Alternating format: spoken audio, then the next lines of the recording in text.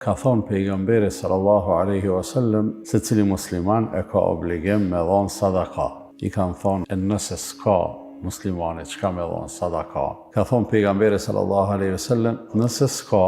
do të me punu me dur të veta, e mja pa hajrin vetit, do më thonë mja ndreq vetit standardin edhe gjendin ekonomike, edhe me dhonë sadaka. I kanë thonë nëse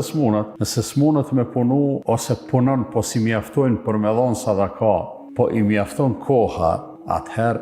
i ndihmon ati i cili ka nevoj me i ndihmu, por s'munët me ja dalë vetë, për shkak të gjendjes së dobët shëndetësore, ose për shkak se është i paaft, mjaftueshëm për me punu, ose nuk është aq i zoti sa me kry ndonjë punë, ose është në ndonjë situatë në cilën